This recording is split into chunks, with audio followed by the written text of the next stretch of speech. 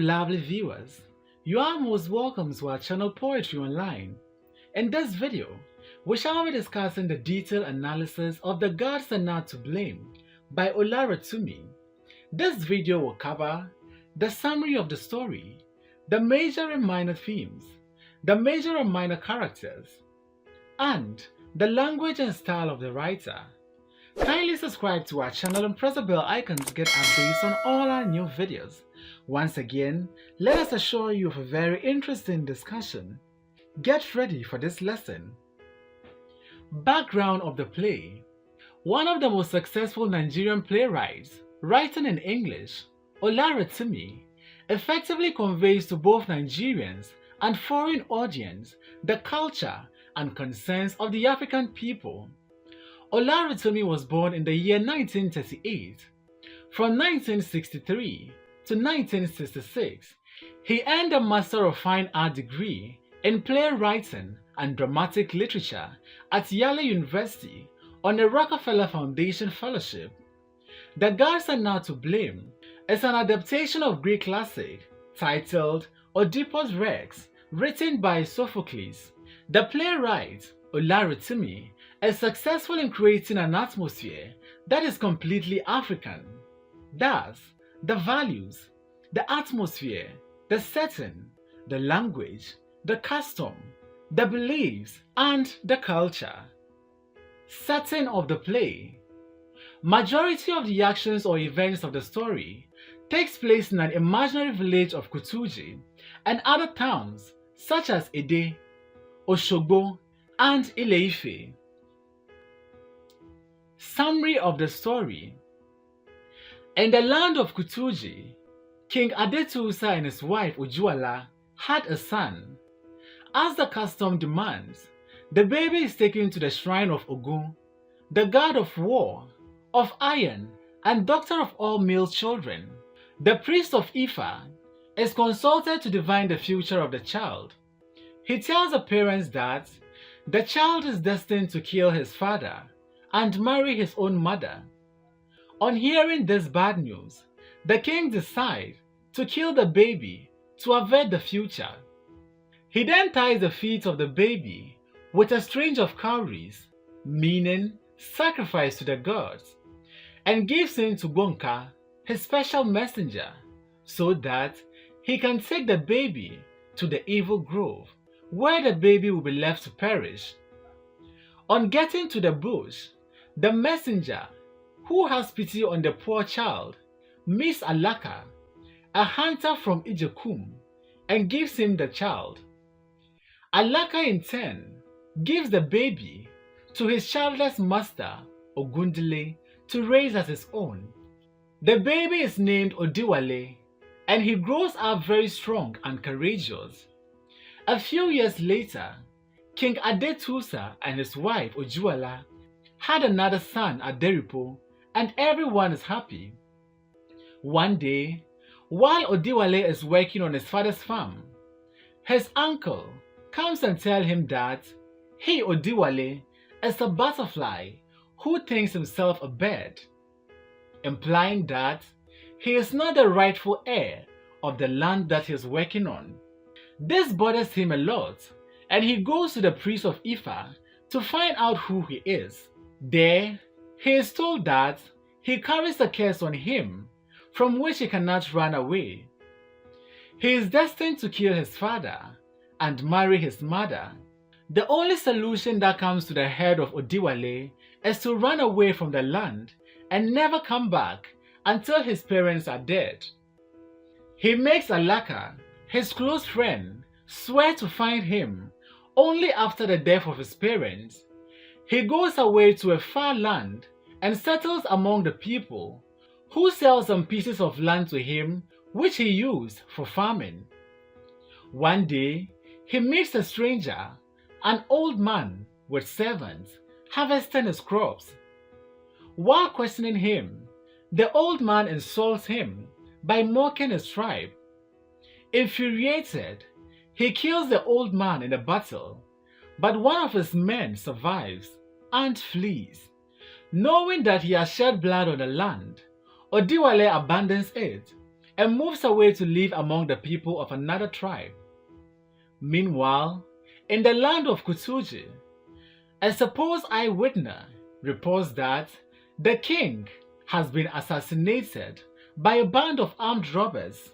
The neighboring village, Ikulu, taking advantage of the empty throne, has been making war against them, killing, capturing, enslaving, and taking lands and properties from the people of Kutuji.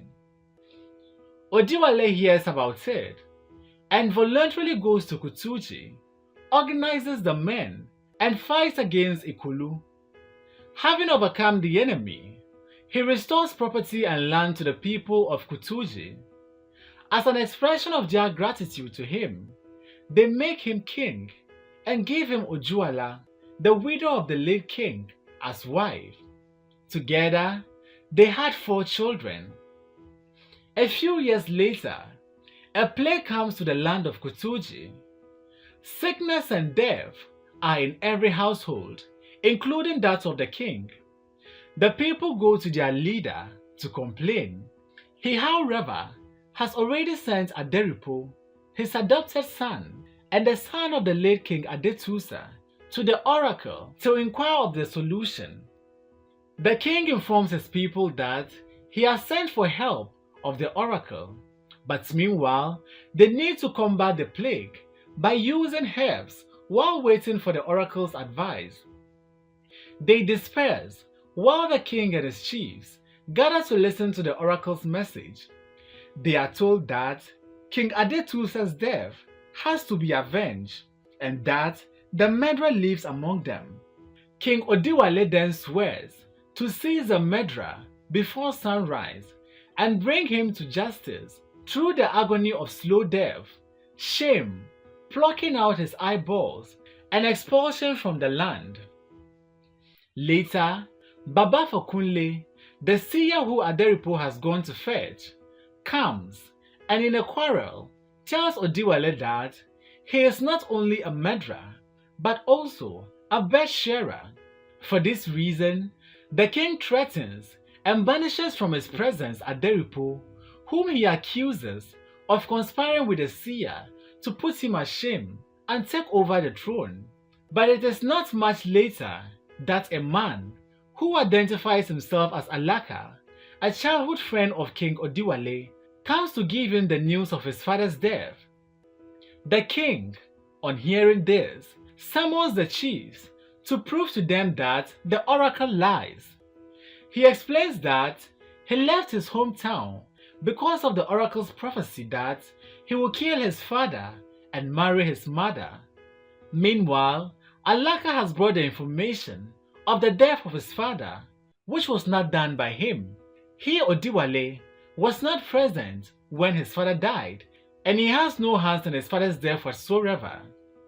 It is then that Alaka tells him that the hunter, Ogundile, and his wife are not his parents. Rather, they adopted him after he was picked out from the bush, taken from a messenger from King Adetusa's palace. At the order of the king, Bonka, who was a special messenger of the late king at the time of his death, is summoned to confirm that the late king has been killed by one man instead of a band of robbers, as was reported earlier. Bonka also acknowledges that he gave the unwanted child to the hunter. Odiwale then realizes that the old man he killed was his father, and that his wife Ojuala was not only the mother of his children, but also his own mother. Not being able to bear the shame, Ojuala commits suicide. Odiwale pierces his own eyes with a sword. Then, he and his 4 children leaves the village of Kutuji. Let's now discuss the major themes in the story. The theme of betrayal. The first case of betrayal, and the gods are not to blame, is when Bonka gives Odiwale as a baby to Ogundile, a childless hunter, to raise, rather than allow the poor baby to perish in the forest as instructed. Although many will see Bonka's action as sympathetic, The fact is that his action is a betrayal of King Adetusa's trust.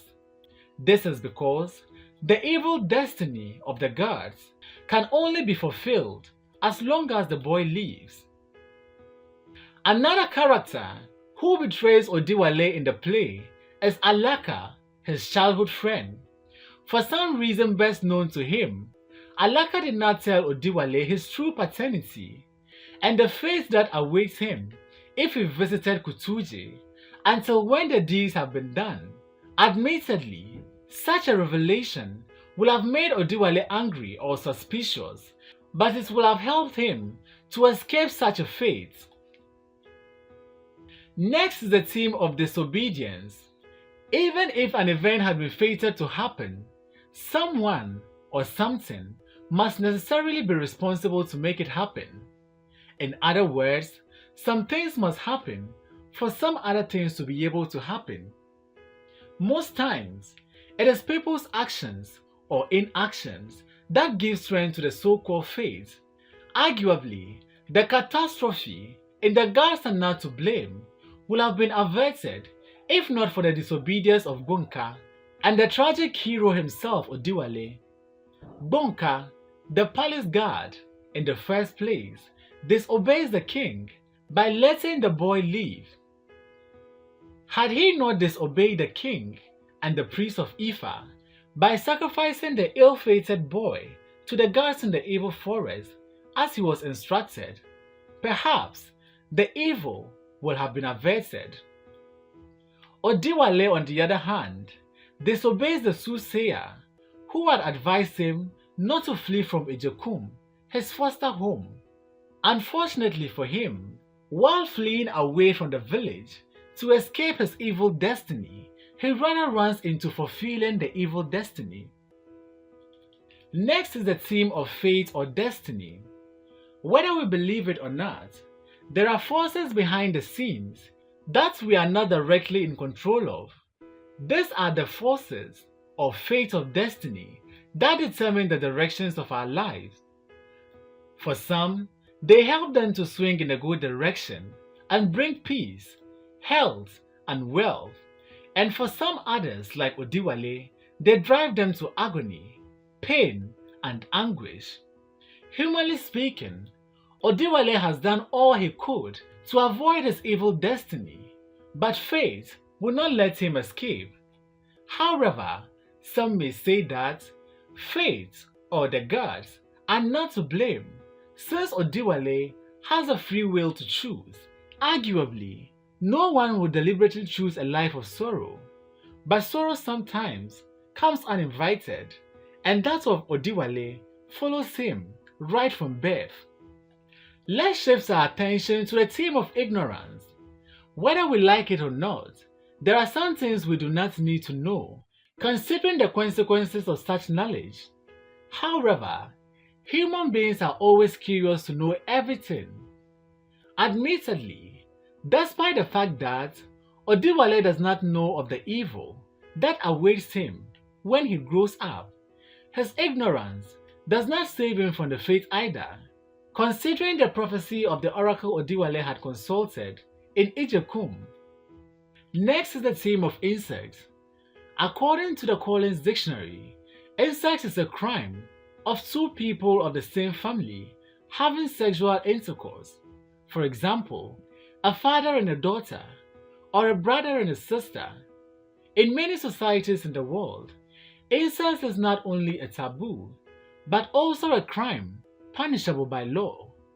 This is an abominable crime that Odiwale does not want to commit as he runs away from Ijekum, his foster home, only to carry out the act in his native home of Kutuji. Let's now discuss the major and minor characters in the novel. Let's begin with the narrator. The author used the narrator to introduce the people to the story of the baby's birth, the prophecy, and the casting away of the child before the beginning of the play. His part is also to give the audience a background knowledge of who Odiwale is, while Odiwale himself does not know. Next is Odiwale. King Odiwale is the tragic hero of the play. He unknowingly inherits his father's throne and marries his mother after killing his father, as has been predicted at his birth. His greatest problem is his temper. In anger, he kills a man on his farm just because his tribe is mocked. It is also temper that pushes him to offend the soothsayer, who in retaliation calls him a murderer and a bed sharer.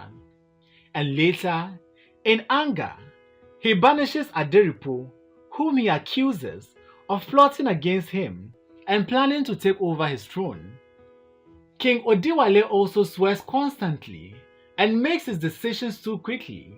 He hastily decides on the punishment of the culprit without even knowing who the culprit is. He is also quick to accuse the people and Aderipo of plotting against him and quick to swear to seize the murderer before sunrise. Although he has these shortcomings, he is portrayed as a kind king. He asks his second wife, Aberu, to take care of Iya Aburo's baby when the latter goes mad after the loss of her husband. He also orders that Iya Aburo should be taken to a medicine man and agrees to pay for the charges. It is also his kindness towards the people of Kotuji that earned him the title king. As a husband, he loves his wife and constantly praises her, Ojuala, great woman, ideal of all women, my backbone, my everything, knower of the truth. He loves his subject and is ready to do anything to stop their suffering. He even threatens to kill the soothsayer, who remains silent and does not want to offer help to them. Queen Ojuala. Queen Ojuala is first married to King Adetusa and later to Odiwale after the death of the first one. It is discovered later that her husband Odiwale, who is the father of her 4 children, is also her own son, who she thinks has died in the bush as a baby many years ago because the soothsayer has said that he has brought bad luck to the land. Her role in the play is very important because she has had to marry Odiwale for the second part of the prophecy to be fulfilled. She is a good wife who protects and takes her husband's side on issues, even against her own son Aderipo. She asks her younger children not to bother their father when he is unhappy and quickly calms him down. The old man's mind is not sound. She is loved and respected by all. Baba Fakunle. Baba Fakunle is a soothsayer and a priest of Ifa. In the prologue, he is the one who predicts that Odiwale as a baby is to kill his father and marry his mother. He also tells the people that one man has killed King Adetusa and is of his own blood, and not as speculated that the king was killed by a band of robbers. When he is consulted during the plague, he tells King Odiwale that King Odiwale is not only a murderer, but also a bed sharer. As a priest, he refuses to take more money than is required and shows his honesty. He says, "All I am taking is 1 cowrie for Esu, the messenger of Ifa, and Oludumare, no more." The character boy in the play is his escort, who leads him about because he is blind.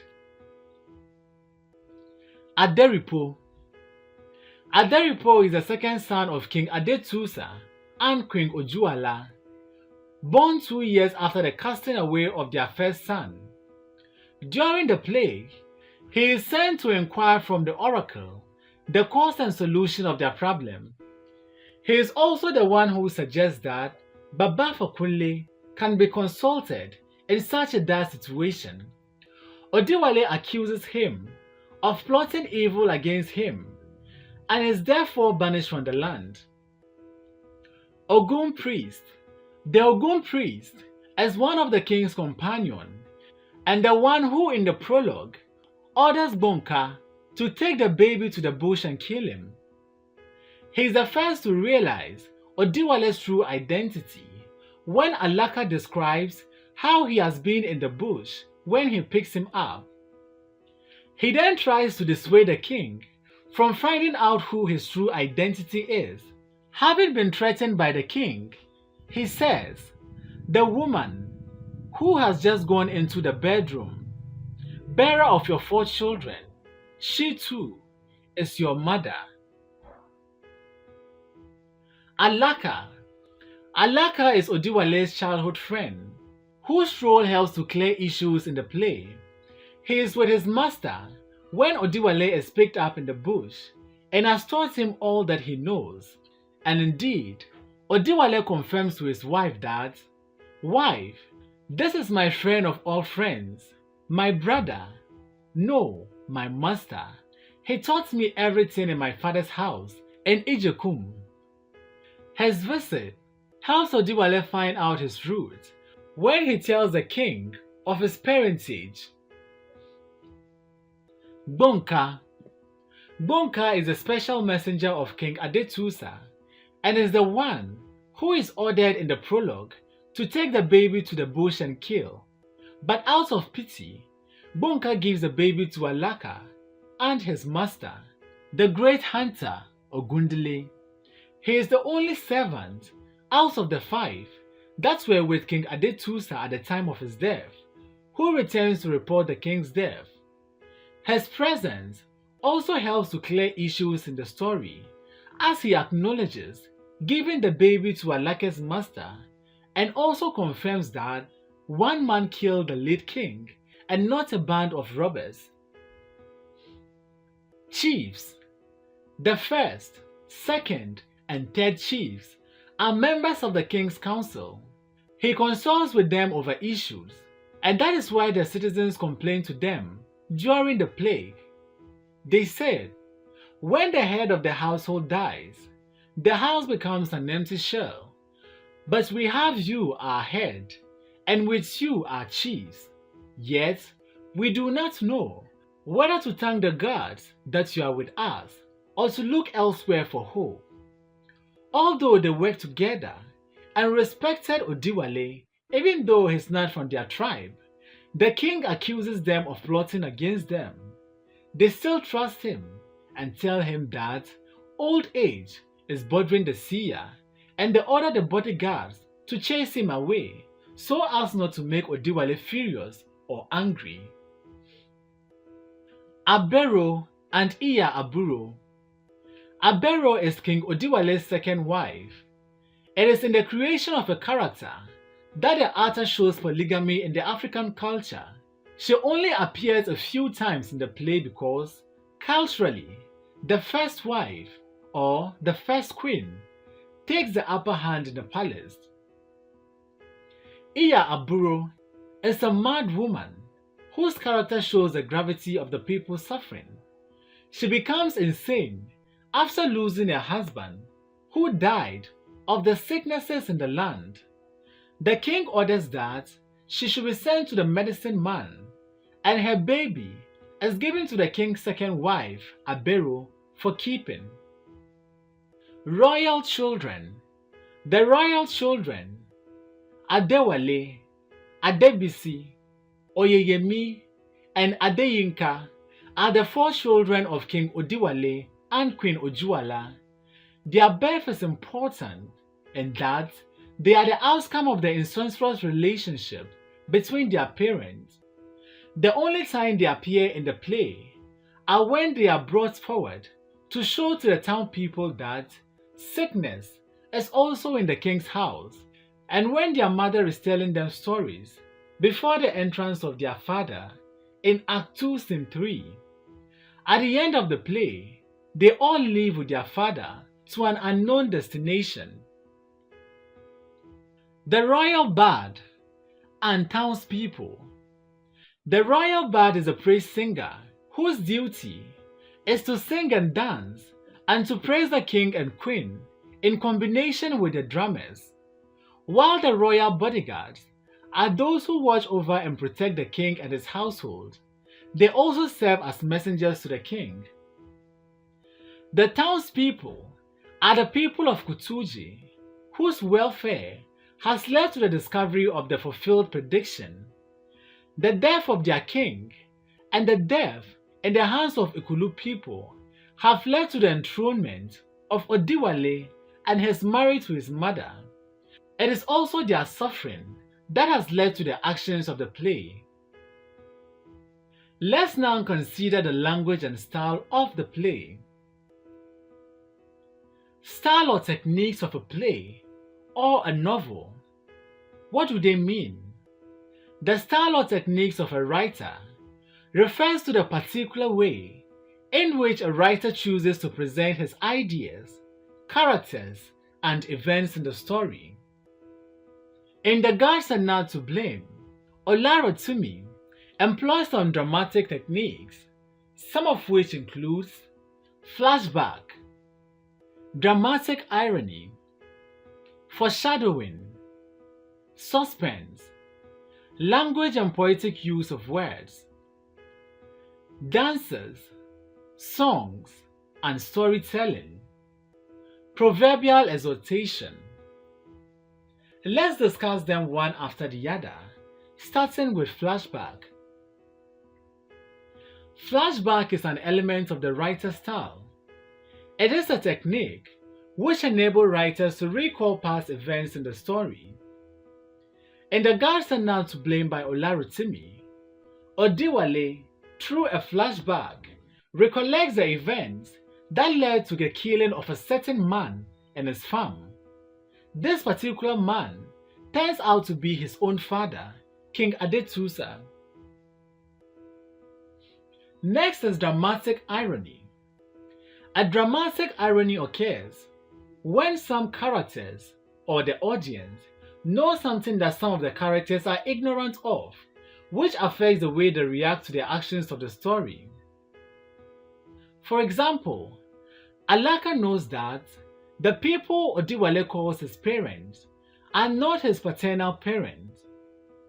The audience also know that Aderipo and the seer, Baba Fakunle, are innocent of the charges levied against them by Odiwale. Another example of dramatical irony is the fact that Odiwale gets the revelation of his evil destiny and tries to run away from it. Ironically, he runs into his fate. He is aware of the fact that a curse is upon him right from birth, but he thought the curse would have been averted since he has run away from his supposed parents and found himself in Kutuji land after saving them from the tribe of Ikulu. Ironically, he thinks that he has averted the curse, not knowing that he has fulfilled the destiny as stated by the gods. Therefore, his search for his identity led to the discovery of exactly who he is. Next is foreshadowing.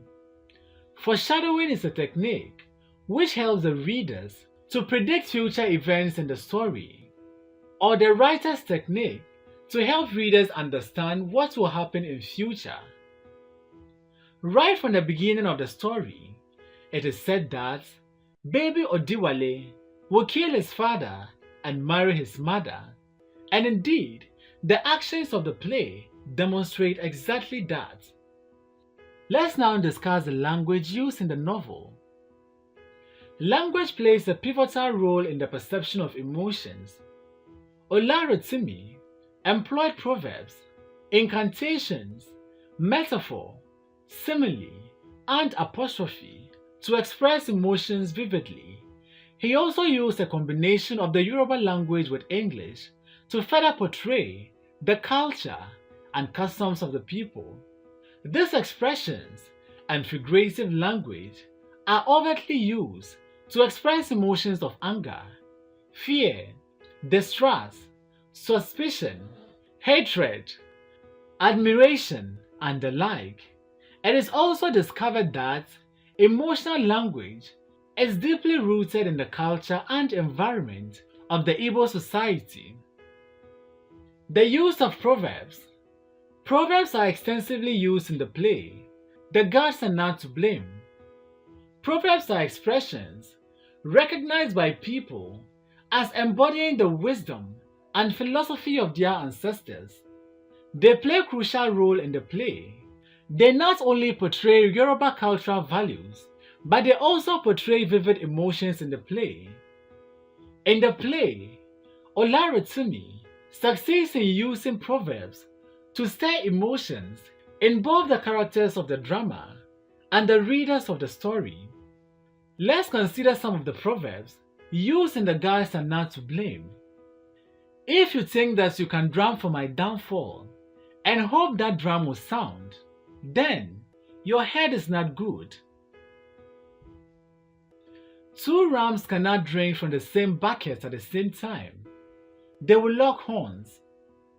When rain falls on a leopard, does it wash off its spots? How long must feverish birds tremble in silence before their keeper? By trying often, the monkey learns to jump from tree to tree without falling. Keep on trying. I refuse to listen alone. Speak openly, son. Before all, a cooking pot for the chameleon is a cooking pot for the lizard. Pray, son, tell us the words of Ifa. No matter how bad it is, we are ready to hear it. The horns cannot be too heavy for the head of the cow that must bear them. To remain silent is to make light of the troubles in the land. The oracles warns us that we left our pots unwashed and our food now burns. That was why I feared to speak mother. Until the rotten tooth is pulled out, the mouth must chew with caution. When crocodiles eat their own eggs, what will they not do to the flesh of a frog? A chicken eats corn, drinks water, swallows pebbles, yet she complains of having no teeth. If she had teeth, would she eat gold? Let her ask the cow that has teeth, yet eat grass. Baba for Kunle, if you had eyes, what would you see? Ask us who have eyes, yet cannot see. My Lord, let him go. Our elders say, he who drowns for a sick man is himself a sick man. Lastly, indeed, when the evil plotter beats his drum for the downfall of the innocent, I say, Oduduwa, the all-powerful, will never let it. The hyena flirts with the hen.